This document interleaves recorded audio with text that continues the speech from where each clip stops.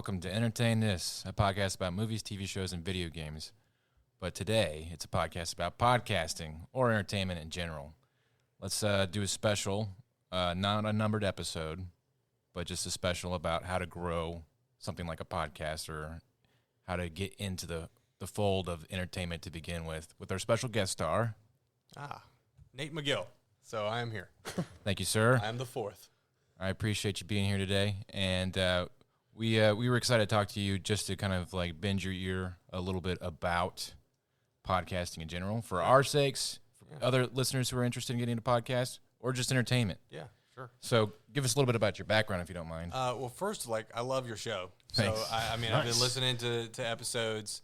I really enjoy it. I like your banter. I like everything that you're talking about. I'm really into it.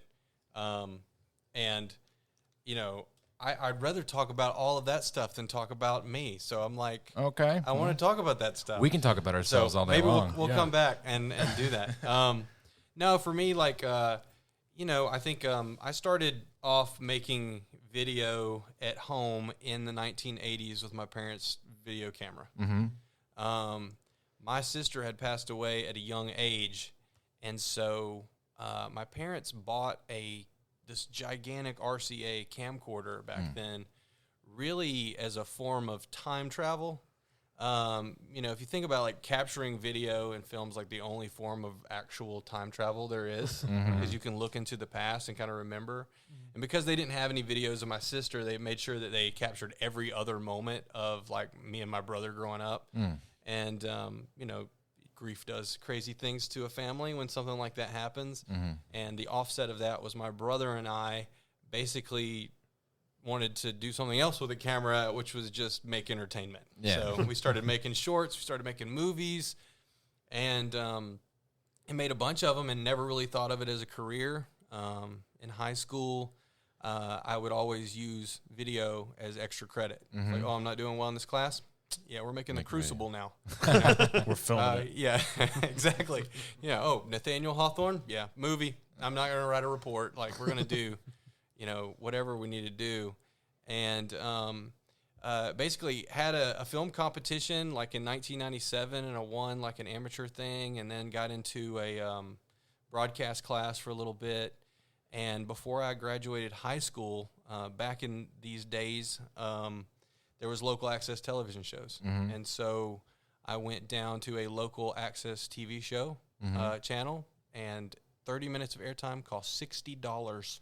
Wow. And so instead of cutting grass during the summer, I started selling local commercials to pay for my own show. And by the end of the first episode, the whole summer was paid for. So wow, we're off to the races.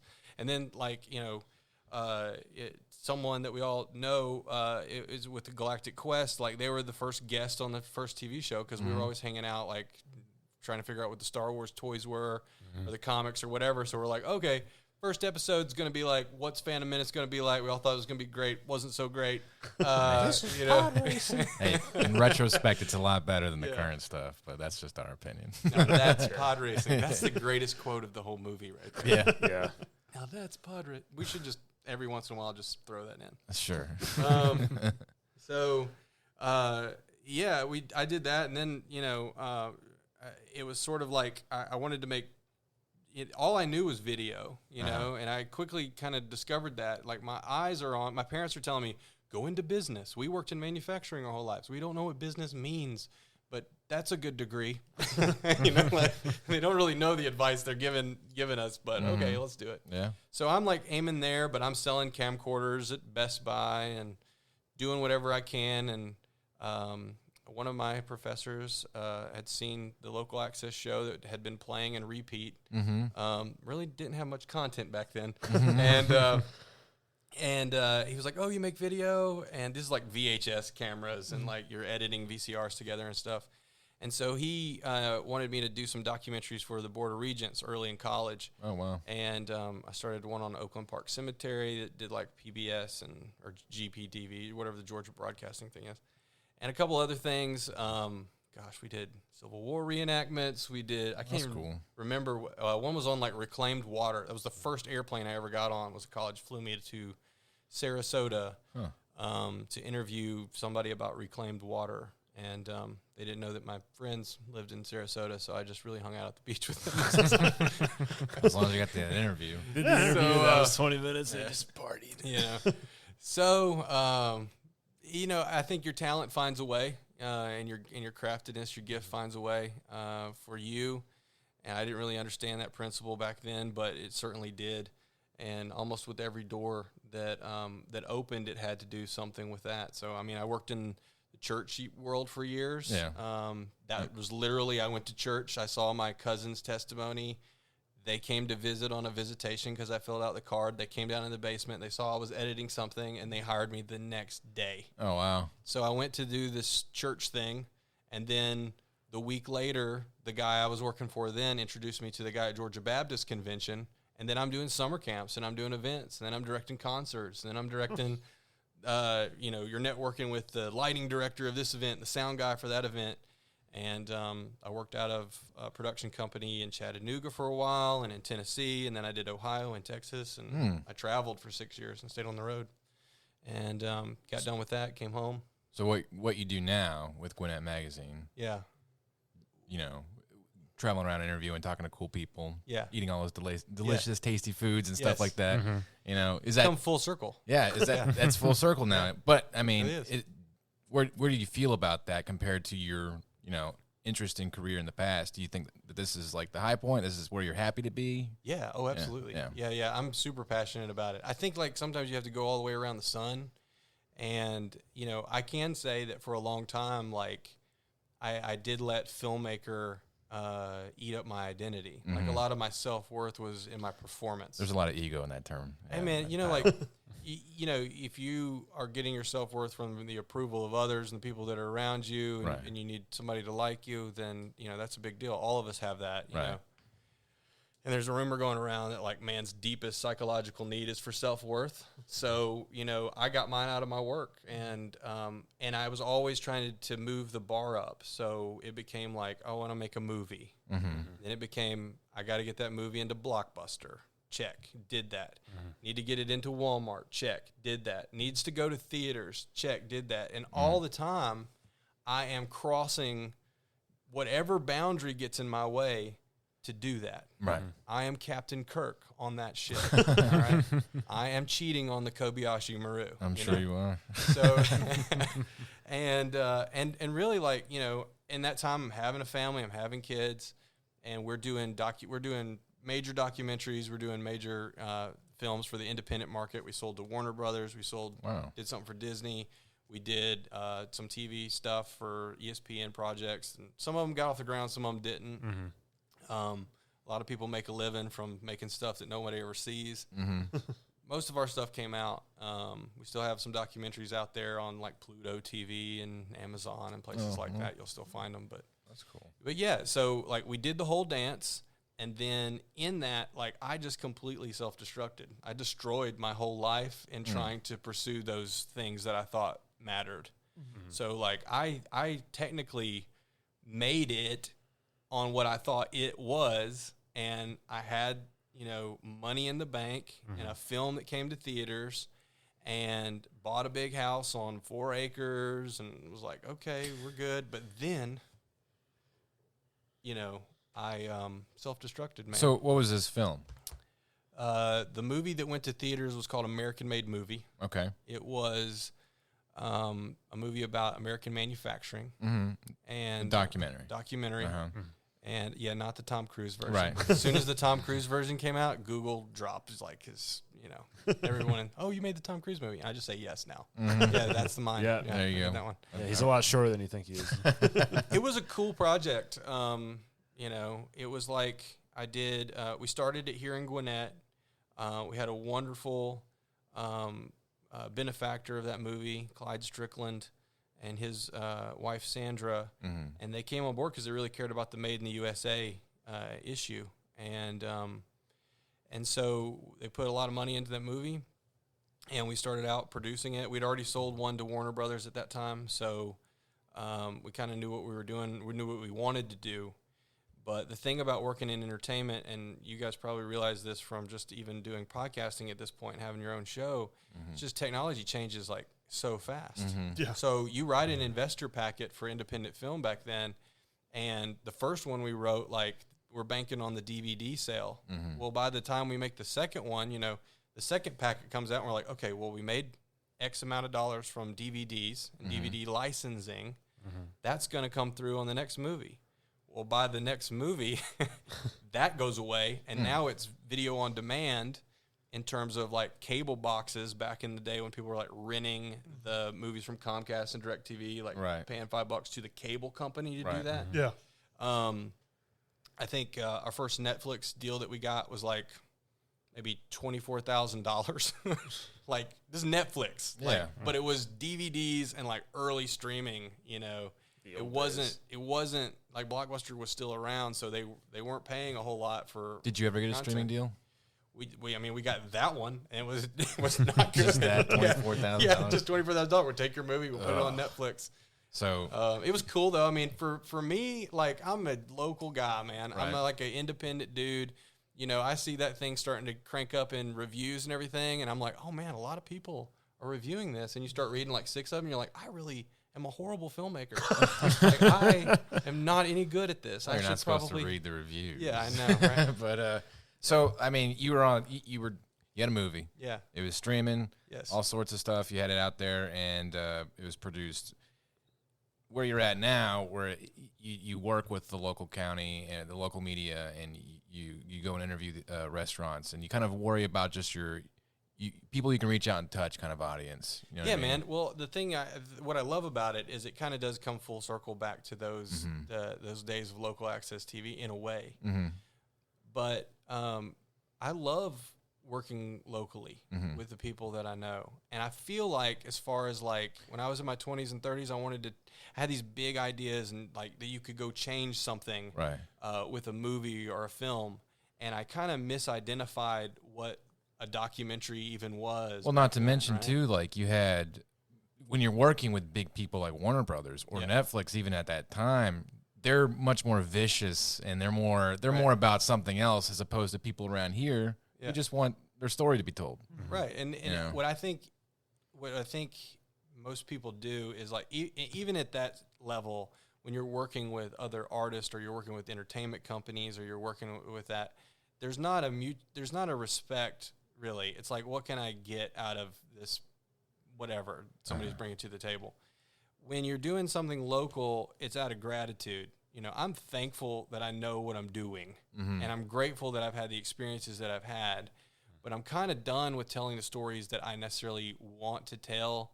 And right now, what I want to do and what I want to tell is to tell the story of the small business that is just trying to make it every day, or the guy that's out there on the street.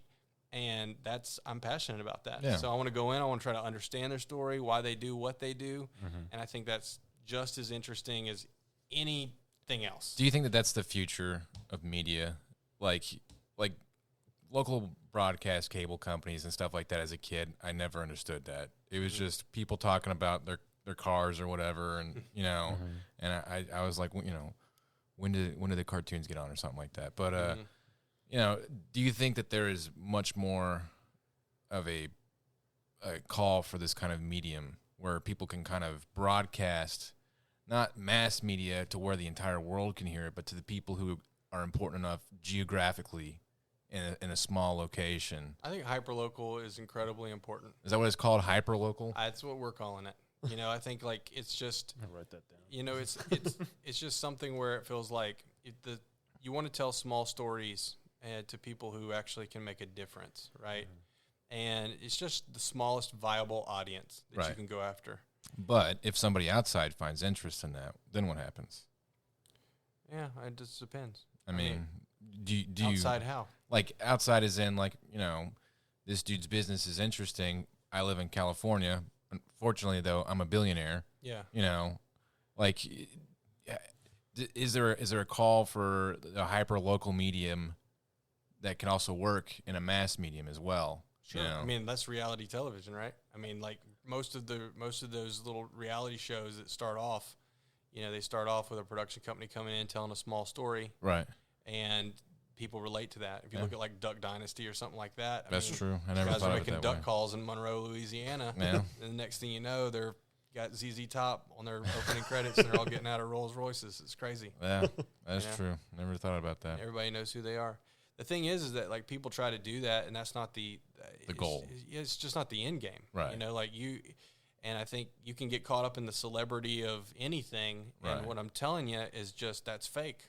Right. It's just there's nothing on the other end of that. And you know, like in my own story, like I think I got a lot of healing when I admitted that maybe I didn't care about some of the issues as strongly as I cared about maybe winning the award for that documentary. Right. I had to be honest with myself for a minute and be like, I am trying to achieve goals for the mere reason of trying to achieve them. I am trying to climb the mountain because it's there. Yeah. You know, like I would say these things like, you know, well, failure's not an option.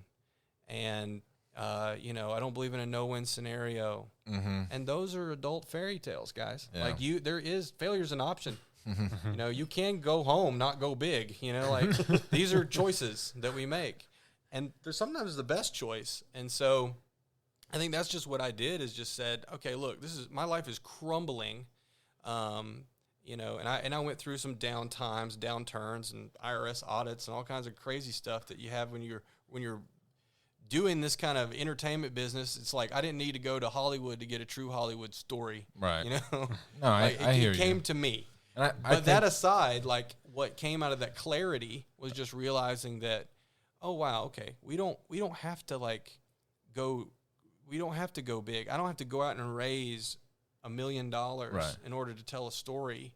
I can literally start with my phone. Right. I can start with what I got. I can start it back at zero and build it back from there. And as long as you like have the confidence in yourself and don't feel like there's some imaginary make it out there, Right. you're going to do fine. Right. Because real success is only being happy living the life you're in right now. Right. And if you got to mold those things and tweak them to adjust that happiness level, Yeah. that's the only kind of currency that there should be. Yeah. You know, not to get too, you know, emotional or whatever about this kind of stuff, but I too went to film school, and you'd be surprised how many people just want to do something crazy. They don't want to do all the small stuff, you know. And I was finding small commercial gigs here and there to do things, and I had paid work for people to show up. I just didn't want to do it because it wasn't important enough to them. Yeah. You know, and these are the people that want to do the stuff for a living. Yeah. And that's the ego sensation that I got woken up into. And I'm sure that, you know, it takes a big person to say, I was wrong, I shouldn't have thought that way. And honestly, if there was more people in the industry that could do that, you know, it'd be a better industry in my opinion. But I do appreciate the small town kind of culture when it comes to film production. It's really interesting to see how that kind of evolves in Georgia, especially as the film industry is booming in Georgia. Yeah. Do you think that there's Gwinnett, like how many production companies are there in Gwinnett? Do you know? You could throw a rock and like hit a guy, and that guy has a production company. Right. Okay. You know? So you think that the future of Gwinnett is going to be like? I think. Well, see what happened was, so when we started, there wasn't a 30% tax incentive to bring films to Georgia, right? And really, the business of that is what caused a lot of production to move here. A lot of the guys that I graduated with went out to Shreveport, Louisiana, because they had a good tax incentive at the time, and then you had another one, North Carolina, South Carolina, wherever it was. And a lot of that work came to Georgia just because our tax incentive's better. And I don't know if you know exactly how that works, but the basis is me and you go out and we raise $500,000. Okay, well, we're going to get a 30% tax incentive for that. Now, me and you can look at it and go, oh, well, you know what? Coca-Cola needs a tax write-off. So me and you sell the tax credit that we just got to Coke. Right. And then our budget's now $1.4 million, 1.3, whatever it is. Wow. And so you can sell the tax incentives. You can also just take them, but it's not like, oh, it's a tax break. Like there's all kinds of ways you can manipulate that and use that, and producers use that. Mostly people bring their own crews. The way it works is like you do have local unions and you have local shops, but you know the same guys that move to Louisiana move here because that's where the work's from, move to the next place. And they're essentially traveling nomads working 20 hours a day, 7 days a week, You know, every day's grip day. So, you know, there's great jobs that are there, but they're very blue collar. People misinterpret what that kind of work is like, and it's not a sexy Hollywood kind of thing. That only like 1% of Hollywood's like that. The rest of it's sweaty people laying cables and hot lights. Like, and the thing is that like once you get out there, like don't get me started on LA. Like we opened an office in Burbank, California at one point, and my partner at the time had moved out there, and I don't know if it was a good idea or not, honestly, but I think like just when you go to those meetings and you see the other production companies and who everybody's got a project and everybody's got a script. And usually, like, the ones that get made are the guys who have rich uncles. Mm-hmm. You know, they know people. It's just like that. We never really got too much into that scene or into the film festival scene. We literally were, like, probably the oldest school independent filmmakers left in the time that we were doing it, where we had an investment packet where we raised funds that folks could write off in their first tax year, make the production, and then we had to sell that movie back to make sure we paid back our investors. Right. And if you don't pay back your investors, you're not making another movie. Right. So the fact that we even had a 15-year run there is like kind of a miracle. Yeah. But for sure. Georgia didn't care. I can tell you that. We never got one tax credit. We never got one incentive. We never got any of that because we were independent. We were just two guys. Like, they want to attract business and they want to talk about economic development numbers. And I really appreciate that. I think that that's great for the county that they can bring in a big production. But it doesn't help your art community one iota. If you can find somebody who say otherwise, you know, go for it. I mean, I don't know. I don't know that they would. I don't know either. I mean, I don't know. I always think that Georgia's trying to one-up California in one capacity when it comes to the film. Well, we are better. Yeah. We have to just admit that. I think everybody does. I think even the people from California are like, wow. No, they moved Georgia, here. huh? They're moving back in droves. Yeah, for sure. Well, and, you know, geographically, I've never been to California, but I feel like It's not on fire a lot here. I feel like, you know, Georgia has a lot of different environments that you can go, Right. and you could tell a whole story and make it look like it was from around the world with the different locations and stuff all throughout Georgia. Yeah, I mean, from swamps to beaches to, you know, woods and mountains and, you know, the cities. And so. Yeah.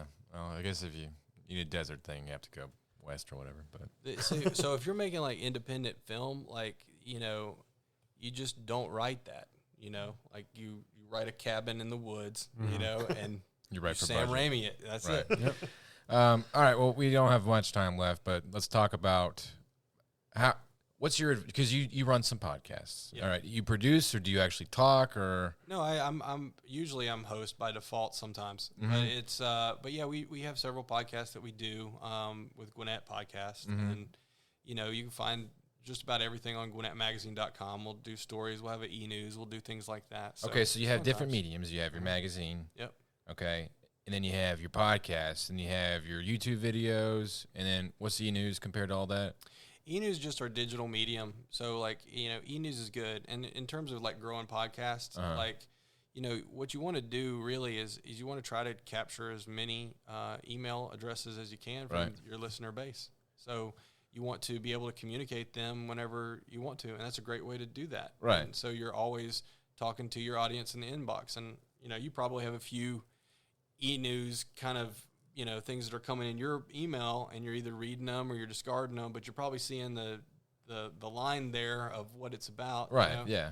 And so it's just another touch point for folks, and if they're interested in hearing the To stories. communicate. How active on social media is the magazine or Gwinnett, you know, podcast in general? It just depends. Okay. It depends on whatever season that we're in, Okay. honestly.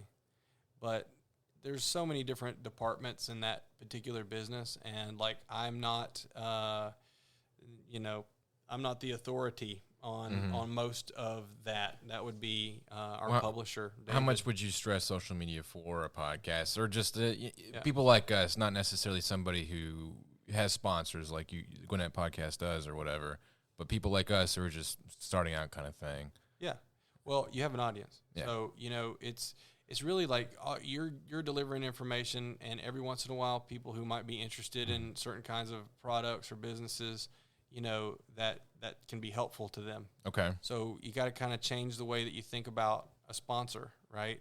Because you're really helping that sponsor find an audience, and you're also, thinking about your audience in terms of like, you're not just going to come on here and start selling Clorox, or something. Right. Like, you're going to try to find something that makes the most sense for your listeners, something that they would actually care about and be into.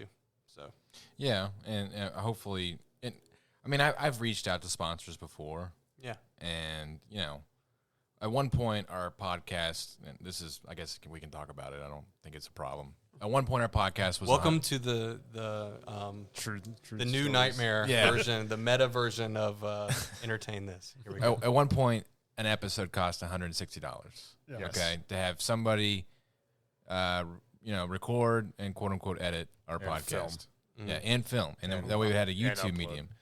Yeah. And they would put all that stuff out there for us. Now 9 times out of 10, our YouTube videos didn't get very many views. So that was like an extra $60 to do that was what we worked out with this production company. We were also kind of looking for somebody to help produce and kind of direct how to gain attention, how to broaden our audience. There's nobody that really does that. You just got to do it yourself, kind of thing. Marketing. It's just that's marketing. Yeah. So production is production, and but marketing is trying to figure out what problem that you're solving and how best to communicate it to your audience. So if we went to a sponsor and we said, $400 a month, like they would be okay with that, and what do they get out of that besides goodwill and happiness that we're helping out these little guys, Sometimes that's enough. Really? It depends on what it is. It depends on your price point's got to be right. Right. And usually you'll base that on how much that sponsor is pulling in every month or something like that. But you want to kind of figure it out, what the relationship is first, and whether they start out as a guest on your show or whether, you just want it to be natural. But I would, look into your natural life paths, and somebody is probably going to be your first sponsor. Okay. It's somebody that is in your phone right now that might want to help, just contribute to the thing that you're doing, the thing that you're interested in, and be the person who picks up production costs or something like that. So your first price might actually just be on hey, what's this cost to break even? And let's figure out how to do that first. And then once you hit that stepping stone, then you can go to the next goal and the next goal. You don't have to come up with the finish line yet. Right. You just come up with the next thing and just do that, just small micro goals. And you'll feel better about yourself too. Okay. I know what I want. What I do want you our first actual review on iTunes. Just wow. something like somebody we don't know just listen to our show and does a review, because we have one. We have a 5-star rating, and I'm the one who wrote it. Okay. That's very honest of you. Yeah. It's very honest. A lot of people don't give reviews. You just have to ask for it too. I mean, don't be afraid to ask people to subscribe. We've To We've do the tried. thing. We've tried all sorts of We've stuff. kidnapped people. We've offered to pay people to comment and communicate with us on social Okay, media. So this is what you got to do.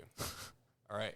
You got to go on Facebook and social, but your feeds, just got, that's one place. But you wouldn't find the group that people are interested in for this kind of stuff. Right. And whether it's movies or video games or whatever, you want to find yourself a group, get into the group, start having these conversations in the group, not necessarily promoting the podcast. You want to watch your advertisational language. Right. Build some relationships with that kind of fan base, and then they'll probably be interested in this kind of content. Right. And then also, if you want to have more people who are interested in this kind of stuff, then you go to, these are social media pages. If you want to use social media, don't be afraid to pick somebody you like and DM them and ask them hey, you want to be on the show? This is the podcast. Listen to the podcast, whatever. Right. Most people are going to ignore it. 1 or 2 people are going to say yes. Those are your 1 or 2 people. Sweet. And then the last thing is just when it comes to the big pages, just go on there, see who all likes their stuff, like all those people. Start following all them, because they're going to be into it. So if they're on Dragon Con's page or something like that, then just go in there and just live in that community for a little bit and get to know it and get to know some people and be like, okay, that person's rad. This person's cool. I like what they're doing. Hey, you want to come talk about what you're doing on my podcast? Right. And then you start to build that community up. And that can take a while, man. It's a grind. It is. You know, It takes years sometimes. when we started. Gwinnett Magazine is 25 years old. Right. Like, it's been around for a minute. Like, everything that they're doing, let's be clear, they don't need me, Right. because, that's, like I said, you can throw a rock and hit a guy who can make videos and podcasts, these days.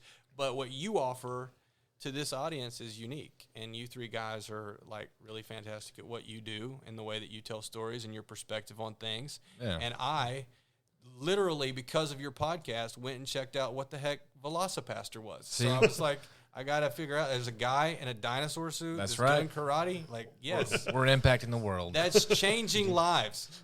So A just life to has changed. just to Changed- sum up, Changed a man's life with my review of Velocipaster. I job, really Tom. appreciated you that. can die happy now. Yep. All right. Thanks. Shared So- it with the entire office. All It was right. great. Bye. Entertain this now as an opening for another host.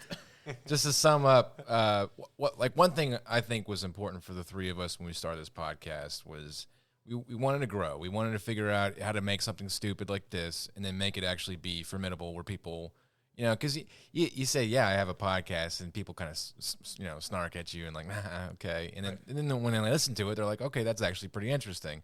So developing, our brand, our image, and how we figured out we wanted to look and sound and talk about, Right. That was, like, I'd say, honestly, the solid first year of our podcast was figuring out what exactly we do for a podcast. Yeah. And then number two, I think, was the most important rule, is we wanted to never stop having fun doing it, because what's the point in doing this to begin with?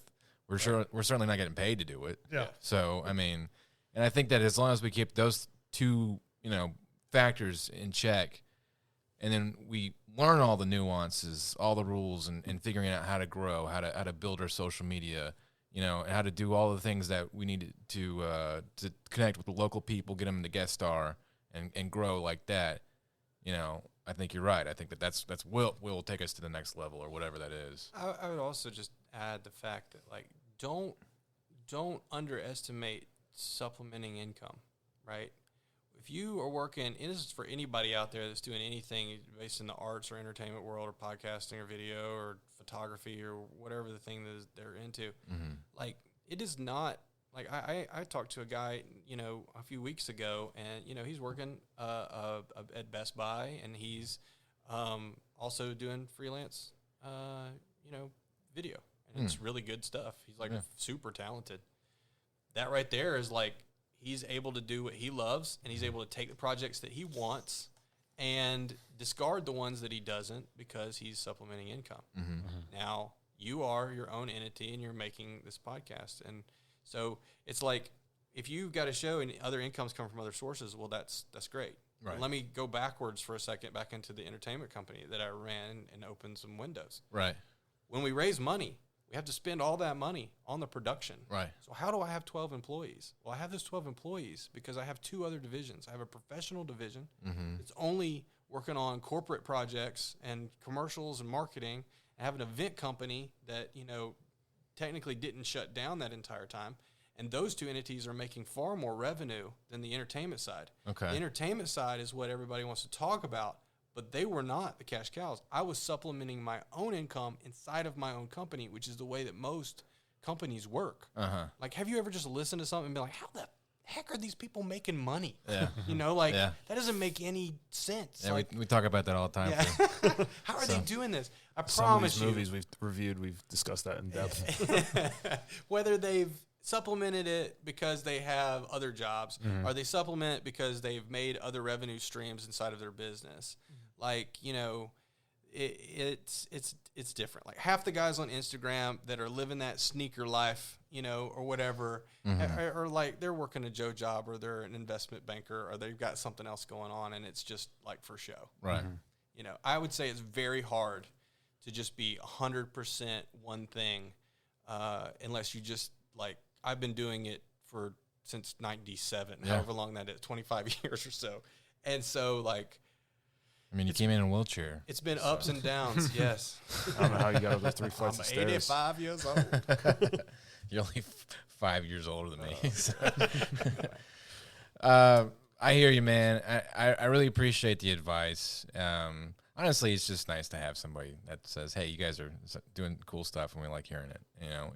I remember starting this at work, and people, if you knew where we work at, people would understand. But our coworkers can be jerks sometimes, and they'll laugh at you and be like, "Oh, look at you trying to do something for yourself and be all." There's about a big things. culture about that. Yeah. Yeah, a lot of people are like that, actually. But then, a year or two later, they're like, "Hey, that was really good. Good for you." And I'm like, "Yeah, you jerk. You always- poo-pooed initially. You weren't there in the beginning." There's always people like that. They Yeah. never go away. Or says to get an honest review and not like, people we work with, feel like almost obligated to be like, oh yeah, listen to it. It was really good. You're just like, you listen to the first 5 minutes and Yeah, like, let's this sucks. Yeah, I'm going to do something else. Yeah, well, it is what it is. But we're learning and we're growing slowly but surely, and we're having a lot of fun doing it. And especially when we get to meet people like you, man. So thanks for coming on. And we'll hope to have you back to talk probably more about this kind of stuff in the future for sure. Yeah. And then maybe an episode. Maybe we'll do the episode after this. I don't know. So regardless, thanks so much. Do you want to plug anything from what you're working on right now, or Not really. No? I mean, I don't think so. Okay. I don't really need to plug anything.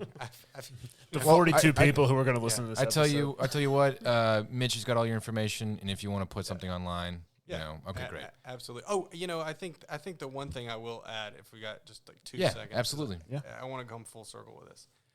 So, like I said, I started off making these kid movies, and so that is where I'm at right now. So Yeah. you were asking about local and what I'm doing for the magazine and all that kind of stuff, which is great. Mm-hmm. But what's even better than that is making movies with my kids now. Yeah. So every October we make like this crappy sci-fi script, That's fun. and then we produce it as well as we can Yeah. with phones. And my daughter directs them all, and she's done this at 7, 8, and 9 now. That's awesome. And they're pretty funny. They're pretty good. Yeah, she'll be running Hollywood one day. And but we just have a blast doing it. And I would encourage anybody, like, just keep it on the level. Like, it's more, your relationships are more important than anything else. Just don't put anything in front of that. Especially with your families and all that kind of thing. Because Right. somehow, like, this world of attention, no matter what the thing is, like, we tend to put our attention into that so much that we forget, like, Right. to live. So, Yeah, well, when the podcast stops being fun, we'll stop recording. Yeah. So that's always been our thing. But thanks again. Thanks so much for being here, and having me. we'll talk again soon. That's pod racing. I forgot about that.